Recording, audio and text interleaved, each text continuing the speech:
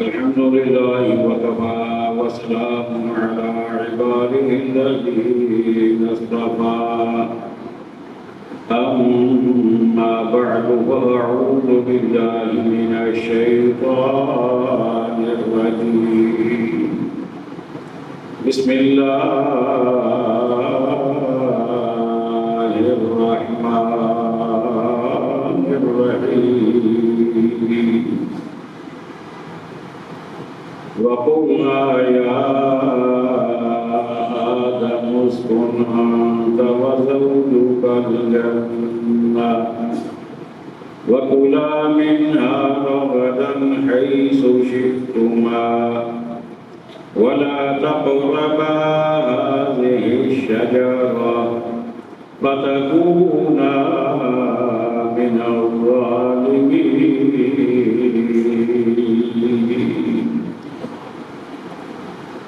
فأزلهما الشيطان عنها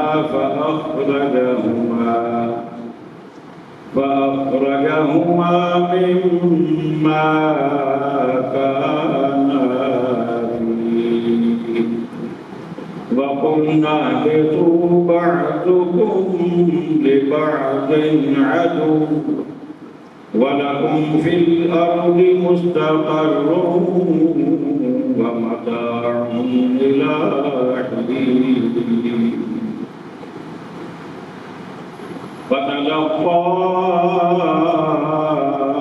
آدم من ربه كلمات فتاب عليه إنه هو التواب الرحيم صدق الله مولانا العظيم قال الله تبارك وتعالى في شان حبيبه مخبرا وآمرا إن الله وملائكته يصلون على النبي يا أيها الذين آمنوا صلوا عليه وسلموا تسليما صلى الله عليك يا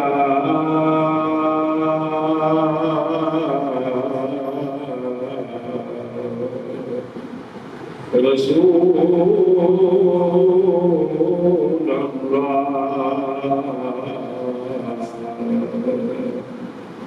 وسلم عليك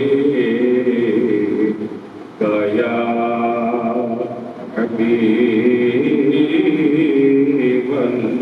الله كيف صلى الله عليك يا رسول الله وسلم عليك يا حبيب الله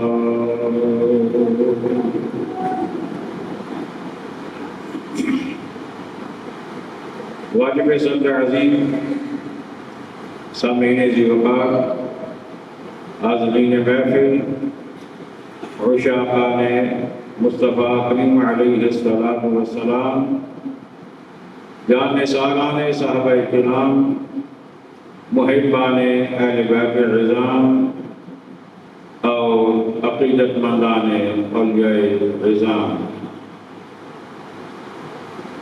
اللہ تبارک و تعالی جل جلالہ واتم برہانہ وعظم شانہ کے مقدس مطہر اور مبارک کلام مجید کی تفسیر کا سلسلہ جاری ہے۔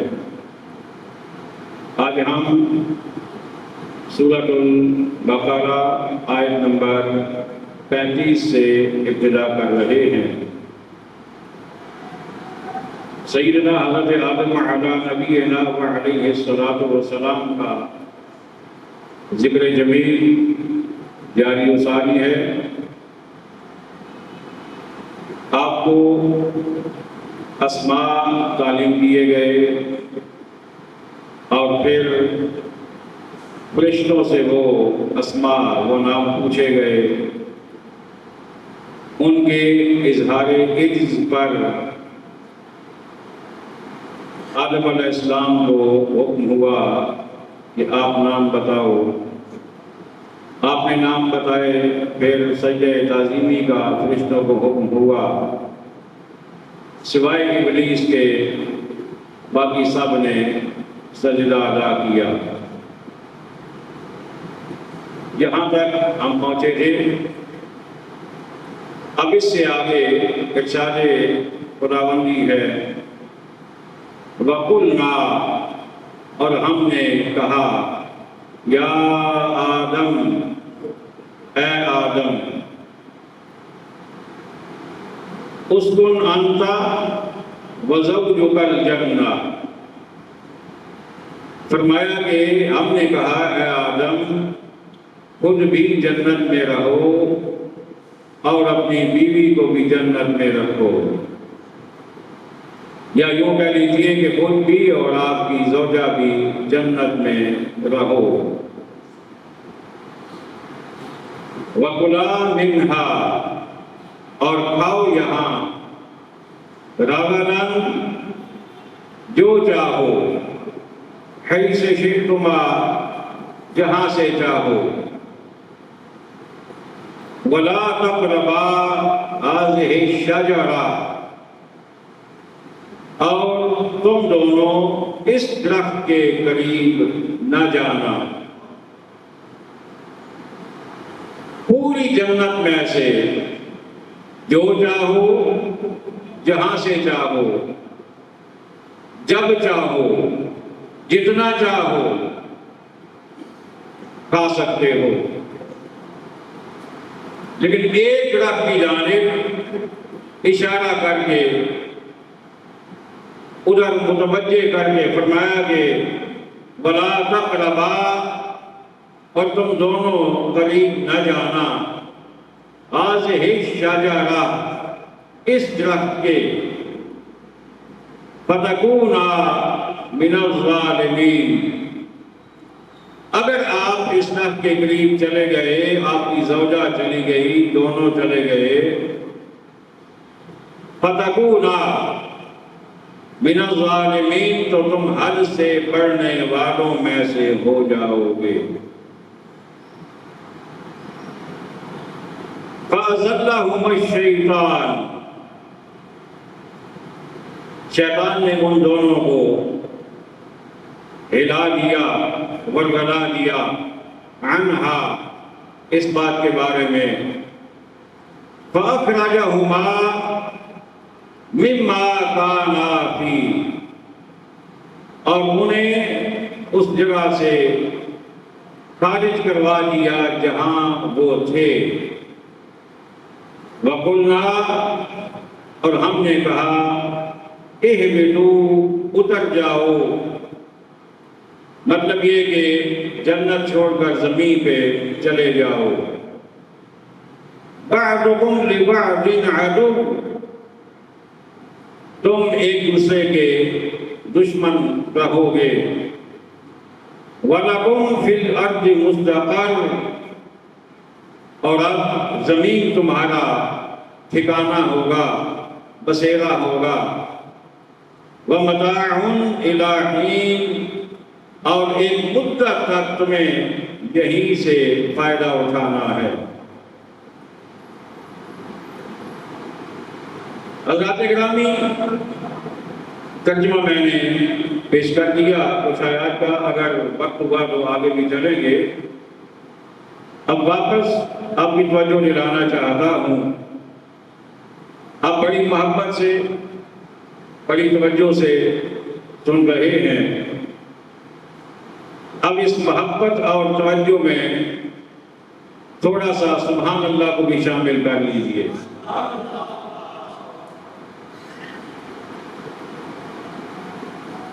ارشاد ہوا، یا آدم، اے آدم۔ محبت کا نقطہ یہاں پہ یہ ہے کہ باقی ہر نبی کو اللہ نے قرآن میں جن جن کا ذکر ہوا ہے اللہ نے انہیں ان کے نام سے پکارا ہے۔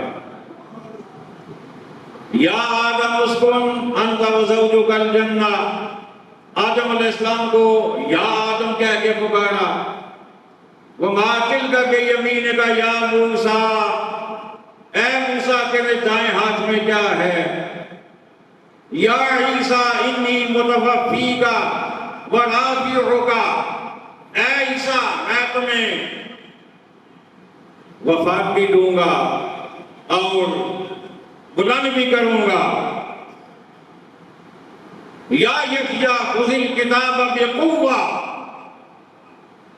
اے یحییٰ کتاب کو قوت سے تھام لیجئے۔ باقی جس نبی کا بھی ذکر ہوا نام لے کر ہوا، لیکن یہ میرے اور آپ کے آقا کا مرتبہ اور مقام ہے کہ آقا کو رب نے قرآن میں نام لے کر ایک دفعہ بھی مخاطب نہیں کیا، نام لے کر نہیں کیا، حسین حسین القابات سے یاد کیا، پیارے پیارے القابات سے کیا۔ کہیں فرمایا یاسین، کہیں کہا یا ایھا المزمل، کہیں کہا یا ایھا المدثر، کہیں کہا یا ایھا الرسول، کہیں کہا یا ایھا النبی۔ تو گویا پتہ یہ چلتا ہے کہ رب بھی چاہتا یہ ہے اور ہمیں تعلیم یہ دے رہا ہے کہ اے ایمان والو، جب بھی میرے محبوب کا نام آئے، ان کا ذکر آئے، تو انہیں نام لے کے نہیں بلانا، ان کی شانوں کے ساتھ بلانا، ان کی شانوں کے ساتھ بلانا ہے۔ اللہ اکبر۔ آگے چلیے، اسکن انت وزوجک الجنہ، اے آدم تم اور تمہاری زوجہ جنت میں رہو۔ یہاں ایک نکتہ یہ بھی سامنے آتا ہے کہ اگر ممکن ہو اور پوری کوشش بھی ہونی چاہیے کہ جہاں بندہ خود رہے زوجہ کو بھی ساتھ رکھے۔ بات سمجھ آئیے؟ کوشش ہونی چاہیے، صرف مال کے پیچھے نہیں پڑ جانا چاہیے۔ کچھ حقوق ہوتے ہیں، کچھ جذبات ہوتے ہیں، کچھ معاملات ہوتے ہیں، سمجھنا چاہیے ان باتوں کو۔ ہمارے معاشرے میں کئی بندوں کو آپ بھی جانتے ہوں گے کہ جو باہر چلے جاتے ہیں تو پھر کئی سال تک واپسی کا کوئی راستہ انہیں نظر نہیں آتا۔ ابھی کاغذات نہیں بنے، ابھی یہ ہو گیا، ابھی وہ ہو گیا۔ اتنی آزمائش میں عورت کو نہیں ڈالنا چاہیے، ان باتوں پہ دھیان دینا چاہیے۔ اگر کوئی بول کر نہ کہے، اگر کوئی زبان سے نہ کہے تو اس کا یہ مطلب نہیں ہے کہ پھر ہم بھول جائیں۔ یا آدم اسکن انت وزوجک الجنہ، اے آدم آپ اور آپ کی زوجہ جنت پہ رہیے۔ وَكُلَا مِنْهَا رَغَدًا حَيْثُ شِئْتُمَا، اور اے آدم تم دونوں اس جنت میں سے جہاں سے چاہو، جو چاہو، جب چاہو کھا سکتے ہو، کوئی پابندی نہیں ہے۔ وَلَا تَقْرَبَا هَٰذِهِ الشَّجَرَةَ، اور تم دونوں اس درخت کے قریب نہ جانا۔ اب بھی توجہ ہو تو ایک بات بتاؤں آپ کو، ذرا زور سے کہہ لیجیے سبحان اللہ۔ اصل ممانعت اس درخت کے پھل کھانے کی تھی، درخت کے پاس جانے کی ممانعت نہیں تھی۔ پاس جانے سے کچھ نہیں ہوتا، اصل ممانعت یہ تھی کہ تم نے اس درخت کا پھل نہیں کھانا، منشے خداوندی یہ تھا، لیکن کہا یہ گیا کہ درخت کے قریب نہ جانا۔ اچھا ایک سوال ہے،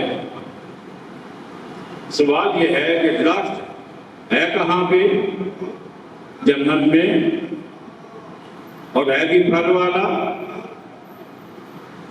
اگر وہ جنت کا درخت ایسا ہوتا کہ جس کا پھل کھانا نقصان دہ ہوتا تو جنت میں وہ ہوتا ہی نہ۔ جنت میں ہے، پھلدار بھی ہے، تو اس کا مطلب ہے اس کا پھل کھانے میں کوئی نقصان کا اندیشہ تو نہیں تھا، لیکن منع کیوں کیا؟ منع اس لیے کیا کہ رب نے ایک تدبیر اختیار کر کے اس کے ذریعے آدم علیہ السلام کو زمین پہ روانہ فرمانا تھا، ایک سبب بنانا تھا، ایک تدبیر۔ اچھا ایک اور بات سنیے، یہ کمرہ جو ہے نا، یہ ہال جو ہے، اب اس میں آپ بڑی دیر سے بیٹھے ہوئے تشریف فرما ہیں، لیکن آپ نے ادھر نظر جاتی ہے، چلے کسی نے پنکھا دیکھا ہوگا، کسی نے دیوار دیکھی ہوگی، کسی نے مائک دیکھا ہوگا، کوئی مجھے دیکھ رہا ہوگا، کوئی محراب کو دیکھ رہا ہوگا، لیکن اگر جو ہی آپ ادھر آتے ہیں مسجد میں، آپ سے کہا جاتا کہ اس کونے کی طرف نہیں دیکھنا، تو توجہ سب کی ادھر ہو جاتی۔ بات ہے کہ کوئی نہیں؟ توجہ سب کی ادھر ہو جاتی، پتہ نہیں ادھر کیا پڑا ہوا ہے۔ یہ انسانی فطرت ہے نا کہ جس چیز سے منع کیا جائے ادھر رغبت زیادہ ہو جاتی ہے، توجہ زیادہ ہو جاتی ہے۔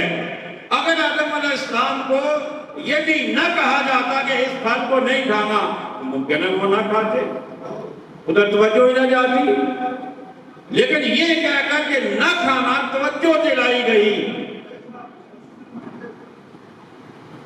بات سمجھ آئیے کوئی نہیں؟ توجہ دلائی گئی۔ اچھا پھر کہا کیا گیا؟ اس درخت کا پھل نہ کھانا۔ اب یہاں پر مفتی احمد خان صاحب نعیمی رحمۃ اللہ تعالی علیہ آپ فرماتے ہیں بعض جو ایسا ہوتا ہے کہ اللہ کا حکم اور ہوتا ہے، منشا اور ہوتا ہے۔ حکم یہ تھا کہ نہ کھانا، منشا یہ تھا کہ کھائیں۔ سمجھ آ رہی ہے کوئی نہیں؟ حکم یہ تھا کہ نہ کھاؤ، منشا یہ تھا کہ کھائیں۔ اسی لیے تو توجہ دلائی ادھر نہیں جانا۔ آپ کی توجہ نہیں ہے میری جا رہے، آپ توجہ فرمائیں۔ جیسے میں نے کہا نا اس کونے کی طرف نہیں دیکھنا کسی نے، تو سب کی توجہ جاتی نا ادھر کہ پتہ نہیں کیا پڑا ہوا ہے، اور کوئی کوئی شاید ایسے کر کے کوشش کر بھی لیتے کہ پتہ تو چلے، یا کسی سے پوچھ ہی لیتے کہ کیا ہے بھائی ایسا ادھر۔ تو یوں ہی رب نے کہا نہیں کھانا، نہیں جانے اس درخت کے پاس۔ مفتی صاحب فرماتے ہیں حکم تو یہ تھا لیکن منشا یہ تھا کہ کھائیں، اور جب کھائیں گے تو کیا ہوگا؟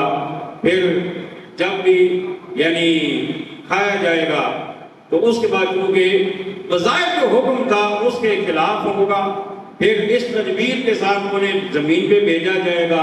اب زمین پہ بھیجنے کی وجہ کیا تھی؟ آدم علیہ السلام کو رب نے بنایا، جنت میں بھیج دیا، جنت میں ہی رہتے، زمین پہ کیوں بھیجا جانا تھا؟ اور یہ سبب کیوں بنایا گیا اور کیوں توجہ دلائی گئی، اور پھر کھانے کا سبب بھی بنا دیا گیا، پھر کھا بھی لیا انہوں نے، تو زمین پر کیوں بھیجا؟ اس لیے زمین پر بھیجا۔ اب آپ کی توجہ ہوگی تو انشاءاللہ آپ لطف آئے گا آپ کو بات کا۔ زمین پہ کیوں بھیجا؟ اس لیے کہ آدم علیہ السلام کی پشت میں جہاں صدیق اکبر تھے وہاں پہ ابو جہل بھی تھا۔ سمجھ آئیے کوئی نہیں؟ جہاں فاروق اعظم تھے وہاں عتبہ بھی تھا، جہاں عثمان غنی تھے وہاں شیبہ بھی تھا، جہاں مولا علی تھے وہاں کافر بھی تھے، ابو لہب بھی تھا، جہاں موسیٰ علیہ السلام تھے وہاں فرعون بھی تھا۔ بات سمجھ آ رہی ہے کوئی نہیں؟ آدم علیہ السلام کی پشت میں جہاں ابراہیم علیہ السلام تھے ساتھ نمرود بھی تھا۔ اب یہ سارے کے سارے آدم علیہ السلام کی پشت میں مومن بھی ہیں، کافر بھی ہیں، مومنوں کی روحیں بھی ہیں، کافروں کی روحیں بھی ہیں، مومنوں کا نطفہ بھی ہے اور کافروں کا نطفہ بھی ہے، وہ سارے کے سارے وہاں پہ موجود۔ رب نے یہ تدبیر بنا دی کہ آدم جاؤ زمین پہ اپنی اولاد کو جمع کرو اور اپنی اولاد کو زمین پہ چھوڑو، پھر ان میں سے جو نیکوکار ہوں گے میں پھر انہیں جنت میں بلا لوں گا، جو غدار ہوں گے جہنم سے بھر دوں گا، انہیں جہنم میں بھیج دوں گا۔ اس لیے کہ جنت نمرود کے رہنے کی جگہ، بولے نا، جنت فرعون کے رہنے کی جگہ نہیں ہے، جنت ابو جہل کے رہنے کی جگہ نہیں ہے، جنت عتبہ شیبہ کے رہنے کی جگہ نہیں ہے۔ اور آپ نے کہا آدم ایک سبب بناؤں گا، زمین پہ بھیجوں گا، تمہاری اولاد زمین پہ ہوگی، اس کے بعد جو تیرے وفادار ہوں گے انہیں پھر جنت میں بلا لوں گا اور جو غدار ہوں گے انہیں جہنم کا ایندھن بنا دوں گا۔ نعرہ تکبیر، نعرہ رسالت، نعرہ حیدری۔ اللہ اکبر۔ اب آگے چلیے۔ وَكُلَا مِنْهَا رَغَدًا حَيْثُ شِئْتُمَا، اور تم دونوں کھاؤ اس میں سے جو چاہو جہاں سے چاہو۔ وَلَا تَقْرَبَا هَٰذِهِ الشَّجَرَةَ، اور اس درخت کے قریب نہ جانا۔ اصل حکم جو ہونا تھا وہ تھا اس درخت کا پھل کھانے سے منع کرنا، اس درخت کا پھل نہ کھانا، لیکن الفاظ یہ ہے کہ درخت کے قریب بھی نہ جانا۔ اب اس نقطے کو اگر آپ نے سمجھ لیا اور پلے باندھ لیا اور اللہ کرے مجھے بھی سمجھ آ جائے تو ہماری یہ زندگی بھی کامیاب، آخرت بھی کامیاب۔ اب توجہ فرمائیے، اس پر میں آپ کو ایک اور جگہ سے میں ایک حوالہ قرآن مجید کا دے کر پھر میں ایک حدیث بھی آپ کو سناؤں گا انشاءاللہ تعالی، اور امید ہے کہ انشاءاللہ بات آپ کو ضرور اچھے طریقے سے سمجھ آئے گی۔ یہ سورۃ البقرہ ہے اور دوسرا پارہ ہے، آیت نمبر 187 ہے، 187۔ اس میں رب نے فرمایا وَلَا تُبَاشِرُوهُنَّ وَأَنْتُمْ عَاكِفُونَ فِي الْمَسَاجِدِ۔ اعتکاف کی بات ہو رہی ہے رمضان شریف میں، مسجد میں جو اعتکاف ہوتا ہے 10 دن کا، اس کے بارے میں رب نے فرمایا کہ وَلَا تُبَاشِرُوهُنَّ، فرمایا کہ اعتکاف میں جب تم ہوتے ہو اس وقت تم اپنی بیویوں سے مقاربت نہیں کر سکتے ہو، منع ہے۔ وَأَنْتُمْ عَاكِفُونَ، جب تم اعتکاف میں ہو ان سے ہم بستری کرنا منع۔ فی المساجد، مسجد میں۔ اس سے آگے رب نے جو الفاظ فرمائے یہ میں نقطہ آپ کو سمجھانا چاہتا ہوں۔ فرمایا تلک حدود اللہ، یہ اللہ کی حدیں ہیں۔ کیا فرمایا؟ یہ اللہ کی حدود ہیں۔ اللہ نے ایک باؤنڈری قائم کر دی کہ ادھر جا سکتے ہو، ادھر نہیں جا سکتے ہو، یہ کر سکتے ہو، یہ نہیں کر سکتے ہو، یہ اللہ نے حدود قائم کر دی۔ آگے کیا فرمایا؟ یہ اللہ کی حدیں فلا تقربوها، ان کے قریب بھی نہ جانا، ان کے قریب بھی، آپ بولیں گے تو میں آگے چلوں گا، ان کے قریب بھی نہ جانا۔ اچھا اب دیکھیں میں آپ مثال سے بات سمجھاتا ہوں۔ یہ ایک حد ہے، یہ حد ہے، میں یہ چاہتا ہوں کہ اس کو ٹچ کوئی نہ کرے، اس کو ہاتھ کوئی نہ لگائے، تو مجھے یہ کہنا چاہیے نا کہ اس کو ہاتھ نہیں لگانا، لیکن اگر میں یہ کہوں کہ اس کے قریب بھی نہ آنا، اگر چاہتا میں یہ ہوں کہ اس کے ٹچ کوئی نہ کرے، اسے ہاتھ کوئی نہ لگائے، لیکن کیا یہ رہا ہو کہ قریب بھی کوئی نہ جائے، وجہ اس کی یہ ہے جب قریب چلا جائے گا تو ہاتھ لگانا پھر اس کے لیے زیادہ آسان ہو جائے گا۔ بات سمجھ آ رہی ہے؟ ہاتھ لگانا آسان ہو جائے گا، لہذا احتیاط کا تقاضا یہ ہے کہ اسے قریب ہی نہ آنے دیا جائے، اسے دور رکھا جائے۔ چلیں ایک اور مثال آپ کو دے دیتا ہوں۔ کن کن لوگوں نے عمرہ کیا ہوا ہے یا حج کیا ہوا ہے؟ ماشاء اللہ، ہمارے لیے بھی دعا کر دیجیے، اللہ جنہوں نے نہیں کیا ہمیں بھی توفیق عطا فرمائے۔ پتہ نہیں کس کی کب قبول ہو جائے، دل سے آمین کہہ دیجیے۔ روزہ رسول پہ آقا صلی اللہ علیہ وسلم کا جو روزہ شریف ہے، اس کے جالی سے تھوڑا سا آگے تک انہوں نے وہ حد بندی کی ہوئی ہے کہ اس سے آگے آپ نے نہیں جانا۔ اور اعلیٰ حضرت نے بھی لکھا ہے، اعلیٰ حضرت فرماتے ہیں کہ روزہ رسول جو ہے اس سے 4 ہاتھ کے فاصلے پہ کھڑا ہو۔ اعلیٰ حضرت فرماتے ہیں کہ ہمارے ہاتھ اس قابل نہیں کہ ہم ہاتھ لگائیں، ہم گناہگار لوگ ہیں، ہم خطاکار ہیں، ہم سیکار ہیں، اس لیے ہمیں 4 ہاتھ کا فاصلہ اعلیٰ حضرت نے بتایا تاکہ قریب ہی نہ ہو، تاکہ ہاتھ لگانے کا کوئی چانس ہی نہ بنے۔ تو رب نے بھی فرمایا کہ قریب ہی نہ جاؤ، مطلب یہ تھا، یہ احتیاط کے تحت کہا گیا، اس لیے کہ جب بندہ بالکل یہاں آ جائے گا تو اس کے بعد ہاتھ لگانا اس کے لیے چانسز زیادہ ہو جائیں گے، غلطی سے بھی لگ سکتا ہے، بے احتیاطی سے بھی لگ سکتا ہے۔ لہذا احتیاط یہ ہے کہ اسے اتنا دور کھڑا کیا جائے کہ وہ ہاتھ پھیلائے بھی تو ہاتھ آگے تک۔ بات سمجھ آ رہی ہے کوئی؟ اور آپ نے اس لیے فرمایا وہاں پہ فرمایا وَلَا تَقْرَبَا هَٰذِهِ الشَّجَرَةَ، فرمایا اس درخت کے قریب نہ جانا۔ اور آگے یہاں پر فرمایا یہ اللہ کی حدیں ہیں، فَلَا تَقْرَبُوهَا، ان کے قریب بھی نہ جاؤ۔ اب اس پر میں ایک حدیث آپ کو سنا رہا ہوں، اور آقا کریم علیہ السلام کا بڑا خوبصورت ارشاد گرامی ہے۔ حضرت ابو عبداللہ نعمان بن بشیر رضی اللہ تعالی عنہ راوی ہیں، بخاری اور مسلم شریف دونوں میں حدیث موجود ہے۔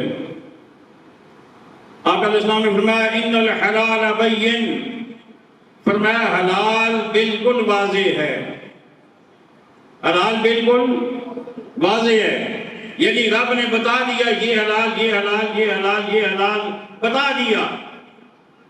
پھر فرمایا وَإِنَّ الْحَرَامَ بَيِّنٌ، فرمایا حرام بھی بالکل واضح ہے، اس میں کوئی شک نہیں ہے۔ پھر فرمایا وَبَيْنَهُمَا أُمُورٌ مُشْتَبِهَاتٌ، فرمایا حلال اور حرام دونوں کے درمیان میں کچھ چیزیں ہیں جو شک والی ہیں۔ کون سی ہیں؟ شک والی ہیں۔ اب رب نے کیا فرمایا؟ بلکہ آقا علیہ السلام فرما رہے ہیں، فرمایا کہ ان کے درمیان میں کچھ چیزیں ہیں جو شک والی ہیں، لا يعلمهن كثير من الناس، فرمایا لوگوں میں سے اکثر لوگوں کو پتہ نہیں ہے کہ وہ شک والی چیزیں کون سی ہیں، لوگ ان کے بارے میں نہیں جانتے۔ ہاں حلال واضح ہے، حرام بھی واضح ہے، سب کو پتہ ہے۔ اب آگے کیا آقا علیہ السلام نے فرمایا فَمَنِ اتَّقَى الشُّبُهَاتِ، فرمایا جو شک والی چیزوں سے بچ گیا، فَقَدِ اسْتَبْرَأَ لِدِينِهِ وَعِرْضِهِ، اس نے اپنا دین بھی بچا لیا، اپنی عزت بھی بچا لی، اپنا دین بھی بچا لیا، عزت بھی بچا لی۔ اب چیزیں درمیان میں ہیں لیکن شک میں ہے اکثر لوگ کہ پتہ نہیں حلال ہے یا حرام ہے۔ کچھ چیزیں بالکل حلال ہیں وہ ہر بندہ جانتا ہے، کچھ چیزیں بالکل حرام ہیں ہر بندہ جانتا ہے، درمیان میں کچھ چیزیں ہیں بہت سارے لوگوں کو شک ہے کہ پتہ نہیں یہ حلال ہے یا حرام ہے، پتہ نہیں ٹھیک ہے یا غلط ہے، پتہ نہیں جائز ہے یا ناجائز ہے۔ تو آقا فرماتے ہیں اب کرنا کیا ہے؟ فرمایا ان سے بچنا ہے۔ ان سے کیا کرنا ہے؟ بچنا ہے، ان سے بچنا ہے۔ پھر آگے آقا علیہ السلام نے فرمایا وَمَنْ وَقَعَ فِي الشُّبُهَاتِ وَقَعَ فِي الْحَرَامِ، جو شک والی چیز میں پڑ جائے گا وہ حرام والی چیز تک پہنچ جائے گا۔ اب آگے آقا علیہ السلام نے مثال دی، فرمایا کراعی یرعی حول الحما، فرمایا جیسے کوئی چرواہا ایک سرکاری چراگاہ کے قریب اس کے ارد گرد اپنا ریوڑ چراتا ہے، اپنی بھیڑ بکریاں چراتا ہے۔ یہ ٹیبل کا اوپر والا یہ حصہ سمجھ لیں، یہ سرکاری چراگاہ ہے، اس کے ارد گرد جب کوئی آ کر اپنا بھیڑ بکریاں چرائے گا تو آقا کیا فرماتے ہیں، یوشک ان یرتع فیہ، پھر ہو سکتا ہے اس کا کوئی جانور اس کا گاہ کے اندر آ کر چرنا شروع ہو جائے۔ حالانکہ یہ منع تھا، سرکاری چراگاہ تھی، وہاں پہ جانوروں کو چلانا منع تھا، وہ اس کے قریب لے آیا، ارد گرد چلاتا رہا۔ آقا فرماتے ہیں اب بہت ممکن ہے اس کا کوئی جانور اس جگہ کے اندر آ کر چرنا شروع ہو جائے جہاں پر جانوروں کو چرانا منع تھا۔ اب یہ تو آقا نے مثال دی، اب مثال دینے کا مطلب کیا تھا کہ جس چیز سے منع کیا جائے اس کے قریب بھی نہیں جانا۔ اگر قریب چلے جاؤ گے تو اندر جانے کے چانسز زیادہ ہو جائیں گے۔ پھر آقا نے کیا فرمایا، الا وان لکل مالک حما، فرمایا کہ خبردار ہر بادشاہ کی ایک چراگاہ ہوتی ہے۔ الا وان حما اللہ محارمہ، اور اللہ کی چراگاہ اس کی حرام کردہ چیزیں ہیں، حرام کردہ چیزیں ہیں، تو ان حرام کردہ چیزوں کے قریب بھی نہیں جانا۔ اب یہاں پر آقا علیہ السلام نے جو بات ہمیں بتائی وہ یہ ہے کہ حلال بھی واضح، حرام بھی واضح، درمیان میں کچھ شک والی چیزیں ہیں جن کے قریب تم نے نہیں جانا۔ اگر شک والی چیزوں کے قریب چلے گئے تو حرام تک تم پہنچ جاؤ گے۔ لیکن میرا کہنا یہ ہے، آپ بھی توجہ ہو تو، وہ میرا کہنا یہ ہے کہ ہمیں تو جن چیزوں کے بارے میں 100% پتہ ہے کہ یہ حرام ہیں، ہم ان سے بھی دور نہیں رہتے۔ شک والی جو دور کی بات ہے نا، ہم تو جو 100% ہمیں پتہ ہے کہ یہ حرام ہے، ہم تو ان سے بھی نہیں بچتے۔ مجھے بتائیے کون سا بندہ ہے جسے نہیں پتا کہ جھوٹ بولنا حرام ہے کوئی ایسا بندہ؟ لیکن اگر ہم اپنے اپنے گریبان میں جھانکیں تو ہم میں سے ہر بندہ اگر رات کو سونے سے پہلے یہ کاؤنٹ کرے کہ آج میں نے کتنے جھوٹ بولے ہیں تو ضرور کچھ نہ کچھ ذخیرہ جمع ہو چکا ہوگا۔ کون سا بندہ ہے جسے نہیں پتا کہ کم تولنا حرام ہے؟ کون سا بندہ ہے جسے نہیں پتا کہ جھوٹی قسم کھانا حرام ہے؟ کون ہے جسے نہیں پتا کہ رشوت لینا حرام ہے؟ کون ہے جسے نہیں پتا کہ سود لینا حرام ہے؟ لیکن کتنے لوگ بچ رہے ہیں؟ واضح طور پہ پتا ہے کہ یہ حرام ہے، یہ حرام ہے، یہ حرام ہے، لیکن کتنے لوگ ہیں جو بچ رہے ہیں؟ شک والے تو دور کی بات ہے، شک والے اسے تو ہم کسی کھاتے میں ہی نہیں لاتے نا، وہ تو ہم پوچھنا بھی گوارا نہیں کرتے نا۔ لیکن جو کنفرم طور پر حرام ہیں ہم ان سے بھی بچتے نہیں ہیں۔ اللہ کریم ہمیں عقائد صحیحہ مال صالح کی توفیق عطا فرمائے۔ وما علینا الا البلاغ المبین۔